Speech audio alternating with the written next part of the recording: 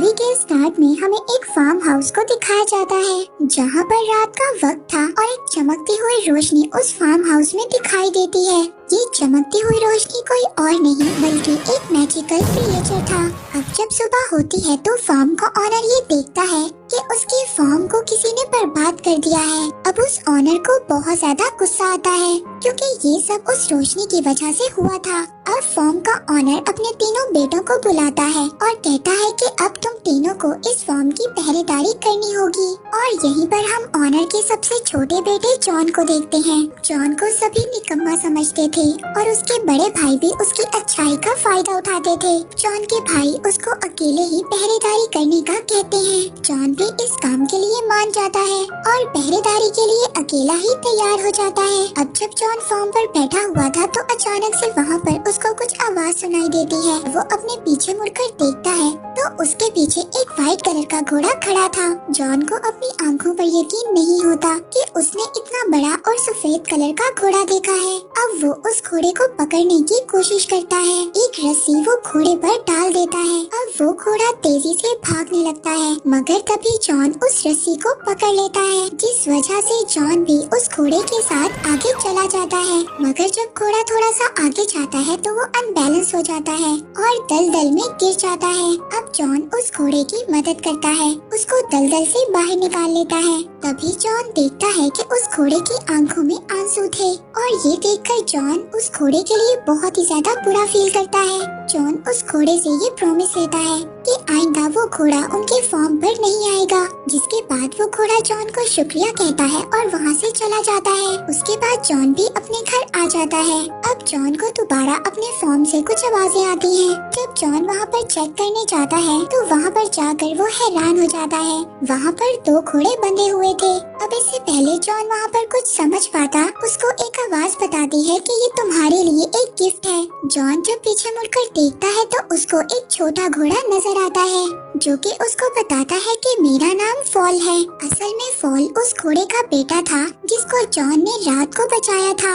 Fall John को बताता है कि मेरी मदर तुमसे बहुत ज्यादा खुश है इसीलिए उन्होंने तुम्हारे लिए ये गिफ्ट भेजा है। जॉन ये सुनकर काफी ज्यादा खुश हो जाता है। तभी जॉन को अपने फादर की आवाज आती है। अब जॉन जल्दी से बाहर आता है और अपने फादर को बाहर रखने की ही कोशिश करता है ताकि वो अंदर न चले जाएं। अब जॉन अपने फादर के जाने के बाद फॉल पर बैठ जाता है और फॉल बहुत ही तेजी से भागता है। उसकी स्पीड को देखकर जॉन बहुत ज्यादा हैरान हो जाता है। अब एक जगह पर पहुंचकर फॉल सीटी बजाता है। अब फॉल की सीटी को सुनकर स्टेबल में खड़े हुए दो घोड़े भी उनके पास आ जाते हैं। जॉन ये सोचता है कि वो इन घोड़ों को मार्केट में ले जाकर बेच देगा। जॉन उन घोड़ों को मार्केट में लेकर जाता है तो उन शानदार घोड़ों को लोग देखकर हैरान हो जाते हैं। किसी ने भी ऐसे शानदार घोड़े कभी नहीं देखे थे। यहाँ पर काफी ज्यादा लोग जॉन से घोड़ों को खरीदने की बात भी करते हैं। अब फॉल भी जॉन को ये कहता है कि वो ये दोनों घोड़े उस बूढ़े आदमी को बेच दे।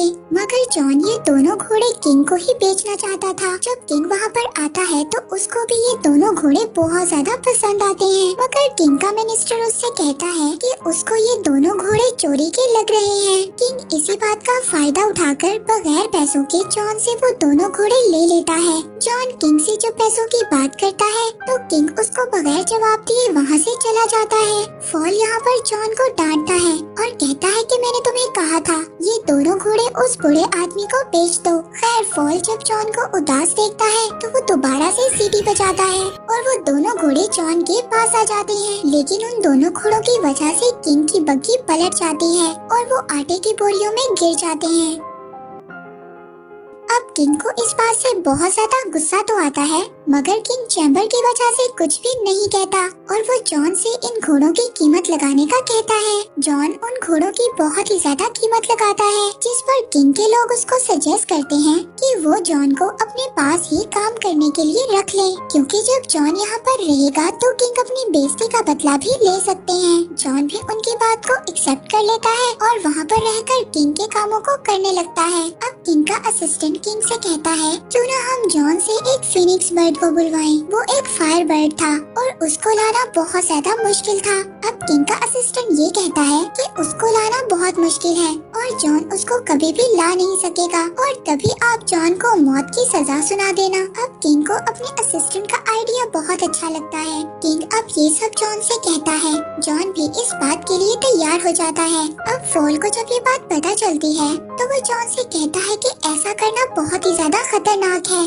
क्योंकि जिसने भी ऐसा किया है और जो भी उस बर्ड की तलाश में गया है कभी भी वापस नहीं आया। मगर जॉन ने ये चैलेंज एक्सेप्ट कर लिया था, इसलिए वो पीछे नहीं हट रहा था। अब फॉल को भी जॉन की मदद करना थी, इसीलिए अब वो जॉन को एक जंगल में ले जाता है, जहाँ पर वो उसको एक ड्रीम नट दिखाता है। वो जॉन को बताता है कि ये फायर बर्ड के स्पेशल नट्स हैं और वो इनको बहुत ज्यादा पसंद करता है। मगर ये नट्स ऐसे हैं जैसे ही वो फायर बर्ड इनको खाएगा वो गहरी नींद में सो जाएगा, जिसके बाद हम उसको आसानी से पकड़ लेंगे। जिसके बाद अब ये दोनों उस जगह पर पहुंच जाते हैं जहां पर फायर बर्ड रहता था। फॉल उसको ये भी बताता है कि फायर बर्ड जमीन के नीचे रहता है। अब वो उस जगह पर कुछ नट्स को फेंक देते हैं और उस फायर बर्ड के बाहर आने का वेट करते हैं। अब जैसे ही वो फायर बर्ड नट्स की खुशबू सूंघता है तो वो जमीन से बाहर आ जाता है। अब वो फायर बर्ड मजे से उन नट्स को खा लेता है, जिसके बाद वो बेहोश हो जाता है। अब जैसे ही जॉन उस फायर बर्ड को पकड़ने जाता है तो वो दोबारा से जिंदा हो जाता है। अब वो फायर बर्ड जॉन के पीछे पड़ जाता है। वो उनको पकड़ने के लिए जॉन और फॉल के पीछे भागता है, जिसकी वजह से पूरे आइलैंड पर आग लग जाती है। उस फायर बर्ड ने जॉन और फॉल को पकड़ लिया था, जिसके बाद जॉन अपने पास आखिरी नट पड़ा हुआ उसकी तरफ फेंक देता है। जैसे ही वो फायर बर्ड उस नट को खाता है वो बेहोश हो जाता है। अगली सुबह जब वो जागता है तो उसको पता चलता है कि उन लोगों ने उसको चेन में कैद कर लिया था। जब जॉन उस फायर बर्ड की तरफ देखता है तो वो ये देखता है कि उसकी आंखों में आंसू थे। ये देखकर जॉन को बहुत ज्यादा बुरा फील होता है, जिसकी वजह से वो उस फायर बर्ड को आजाद कर देता है। जैसे ही वो फायर बर्ड आजाद होता है वो अपने पंख फैलाकर वहाँ से उड़ जाता है और जाते हुए वो अपना एक पंख जॉन को दे देता है और वो पंख हीट की वजह से ग्लो कर रहा था। फॉल जॉन को कहता है कि किंग अब तुम्हें नहीं छोड़ेगा, मगर जॉन फॉल से कहता है कि शायद वो इस पंख से किंग को ये यकीन दिलवा दें कि उन्होंने फायर बर्ड को पकड़ा था। जब वापस जॉन किंग के पास जाता है तो किंग जॉन की किसी भी बात पर यकीन नहीं करता। अगले ही दिन जॉन को मौत की सजा के लिए लाया जाता है। जॉन वो पंख निकालकर सबको दिखाता है, मगर वो पंख अब ग्लो नहीं कर रहा था और किंग जॉन को मारने का कहता है। जब किंग जॉन को मौत की सजा देने लगता है तभी वहाँ पर फायर बर्ड आ जाता है, जिसको देखकर सभी लोग बहुत ज्यादा हैरान होते हैं और वहाँ पर इकट्ठे सभी लोगों को जॉन की बातों पर यकीन आ जाता है, जिसकी वजह से अब किंग को जॉन की सजा खत्म करनी पड़ती है और साथ ही जॉन को किंग प्रमोशन भी दे देता है। इस बात पर किंग और भी ज्यादा गुस्सा होता है। अब वो अपने मिनिस्टर को कुछ और प्लान सोचने का कहता है। बहुत ज्यादा सोचने के बाद किंग का मिनिस्टर उसको एक आइडिया देता है। वो कहता है कि क्यों ना हम इस बार जॉन को एक माउंटेन की प्रिंसेस को लाने भेजें।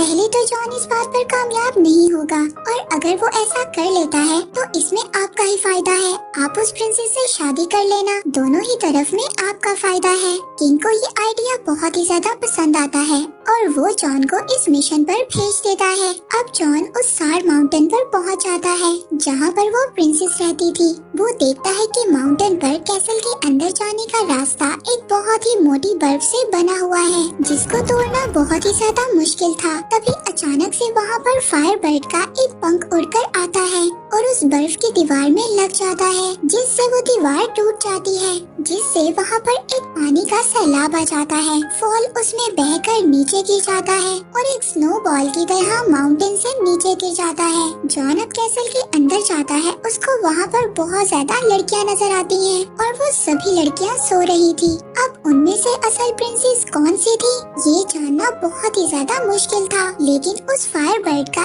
एक पंख खाकर एक लड़की के पास गिर जाता है, जिससे कि जॉन ये बात समझ आता है कि वही लड़की प्रिंसेस है। जॉन उस लड़की की खूबसूरती को देखकर हैरान हो जाता है और उसको बताता है कि उसके किंग उससे शादी करना चाहते हैं। मगर वो लड़की जॉन से कहती है कि अगर तुम्हारे किंग इतने ही ज्यादा बहादुर होते तो वो मुझे यहाँ पर खुद लेने आते। और वो ये कहकर वो प्रिंसेस पहाड़ से नीचे कूद जाती है। जॉन भी अपनी जान की परवाह नहीं करता और उस प्रिंसेस के पीछे कूद जाता है। अब फॉल उन दोनों को वहाँ पर बचा लेता है और दोनों को अपने ऊपर बिठाकर आराम से नीचे ले आता है।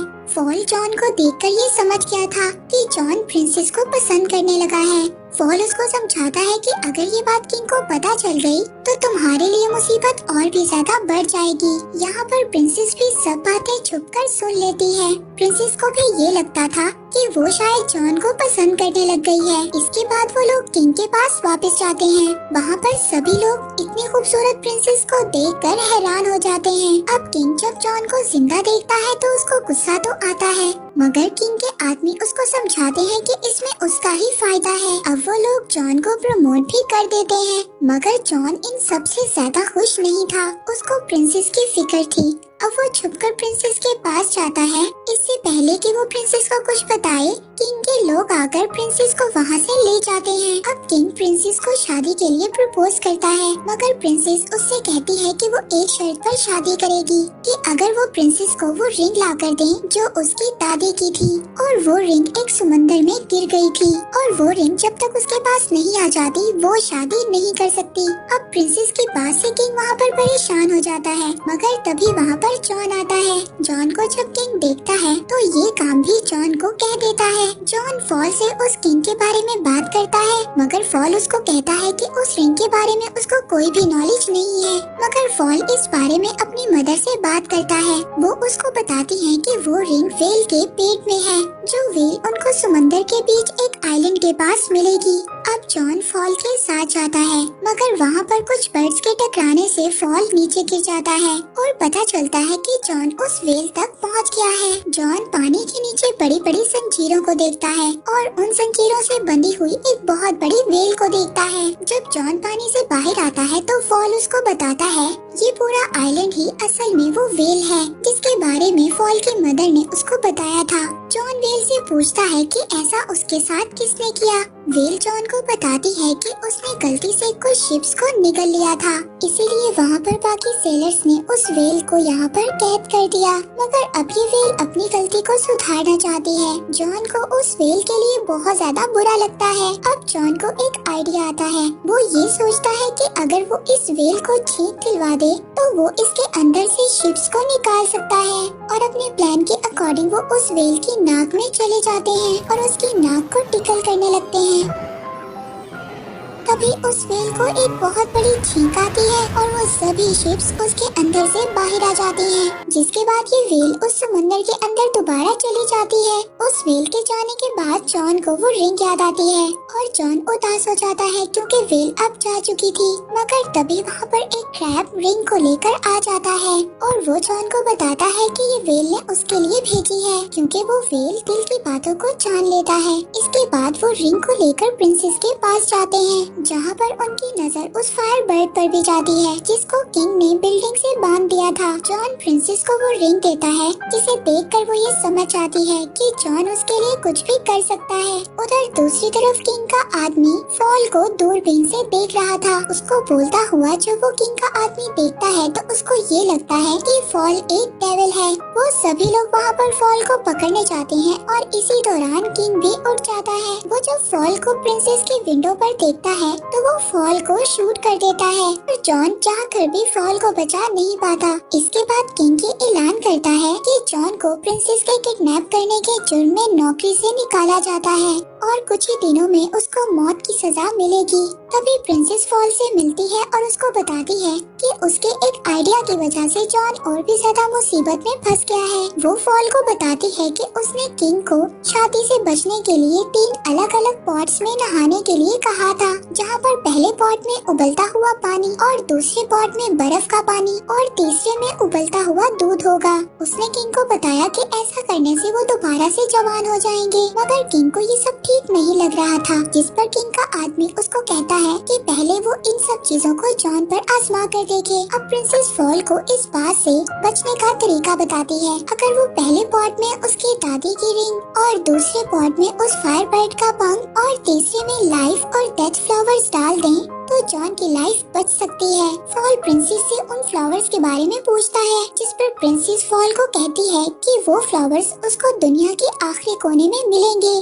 फॉल कहता है कि इन सब में तो बहुत ज्यादा वक्त लग जाएगा, लेकिन प्रिंसेस उसको कहती है कि तुम्हारी स्पीड से ये काम जल्दी हो जाएगा। अब फॉल इंजर्ड होने के बावजूद उन फ्लावर्स को लेने जाता है और अगली सुबह वो पॉट्स भी तैयार हो जाते हैं। और यहाँ पर किंग ये सोचता है कि यही सही वक्त है सबको ये बताने का कि वो कितना रहमदिल है। वो सबको ये बताता है कि ये प्रोसेस असल में जॉन को दिया हुआ दूसरा मौका है, क्योंकि वो अगर इन सब में कामयाब हो गया तो वो जॉन को आजाद कर देंगे। इसके बाद वो जॉन को उस पॉट में धकेल देता है और प्रिंसेस भी चुपके से अपनी रिंग उस पॉट में डाल देती है और उस रिंग के मैजिक से जॉन सही सलामत पहले पॉट से निकलकर दूसरे पॉट में गिर जाता है। ये सब देखकर वो फायरबर्ड चिल्लाने लगता है। उस फायरबर्ड की आवाज उस कैद हुए पंख तक पहुंच जाती है और वो वहां से निकलकर फौरन ही दूसरे पॉट में गिर जाता है, जिसके बाद जॉन तीसरे और फाइनल पॉट में गिरता है। प्रिंसेस फॉल के आने का इंतजार कर रही थी। दूसरी तरफ हम देखते हैं कि फॉल उस फ्लावर तक पहुंच गया था, लेकिन उस फ्लावर को तोड़ने से पहले फॉल को ये पता चलता है कि इस फ्लावर को जो भी तोड़ेगा उसकी डेथ हो जाएगी। लेकिन इस बात की परवाह किए बिना वो उस फूल को तोड़ लेता है। उधर बाकी सब लोगों को ये लग रहा था कि जॉन मर गया है और वो सभी लोग उदास होकर वहाँ से जाने लगते हैं, पर तभी वहाँ पर फॉल आ जाता है जो कि उस फ्लावर को उस पॉट में गिरा देता है और देखते ही देखते जॉन उस पॉट से एक प्रिंस की तरह बाहर आता है। अब ये देखकर किंग भी पहले पॉट में जंप लगाता है, मगर दोबारा से जवान होने की बजाय वो एक बबल में कैद होकर वहाँ से चला जाता है। सभी लोग इस बात को देखकर बहुत ज्यादा खुश होते हैं और वो अपना नया किंग जॉन को बना लेते हैं। जॉन और प्रिंसेस फॉल को ढूंढने जाते हैं। फॉल को ये लग रहा था कि अब वो मरने वाला है, मगर प्रिंसेस फॉल को बताती है कि वो फ्लावर सिर्फ उसका टेस्ट ले रहा था। मूवी के लास्ट सीन में हम जॉन और प्रिंसेस की शादी को देखते हैं और इसी के साथ ये मूवी यहीं पर एंड हो जाती है।